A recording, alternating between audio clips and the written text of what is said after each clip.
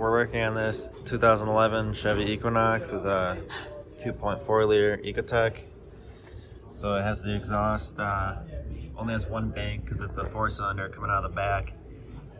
And you can kind of see back there is our manifold along with a catalytic converter. Coming out of that converter, we have a pipe going into a flex pipe going into our other 3-way catalytic converter, and then it goes downstream to a muffler. It goes into that resonator and then through this section of pipe to our muffler, where it then exits the rear of the vehicle. Here we are measuring the temperature of the exhaust on the inlet as well as on the outlet, and we are going to do this for 10 minutes and record the results. These are our readings after 10 minutes. We started at 68 degrees in the outlet. Around halfway through we were at 255 in the inlet and 160 at the outlet, and then after the full 10 minutes we were at 360 degrees at the inlet and 243 degrees at the outlet. After that we went to 2500 RPM and we started at 390 at the inlet and 264 at the outlet.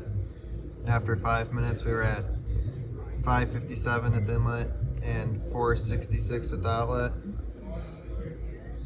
We then measured the exhaust system by foot. You can see we had numbers in the 500s, our highest was 597, and our lowest was at the tailpipe exit. We had 97 degrees, so our highest readings were at the very beginning of the exhaust before the second catalytic converter. At idle, you're going to see typical measurements around 350 degrees. That's within 10 minutes of idling, which on average no one's going to really be idling for that long anyways on the inlet. And then the outlet you'd see around low 200s.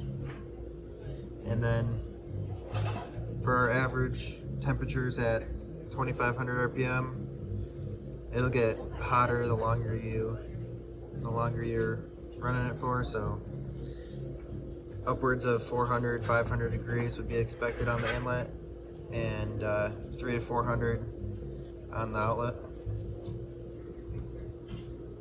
It would take longer than 10 minutes for a catalytic converter to fully warm up, as our temperatures kept climbing and we never reached a plateau. For our temperature drops across the exhaust for the catalytic converter, there's about a 100-degree drop from the inlet to the outlet. And then the exhaust from the exhaust manifold to the exhaust tip at the rear of the vehicle, we're seeing about a 450-degree drop. Now we're working on this 2009 Saturn Outlook, and we're going to go on a 5 to 10 mile drive to heat up the catalytic converters so that we can show what the temperatures look like once the catalytic converters are ignited. Get ready. So now we are measuring a before after the vehicle was driven this morning and has been sitting for about an hour. Got 43 on the front, about 43 on the rear. We are now about halfway through our drive and pulled over to check the temperature readings. At about 301 on the inlet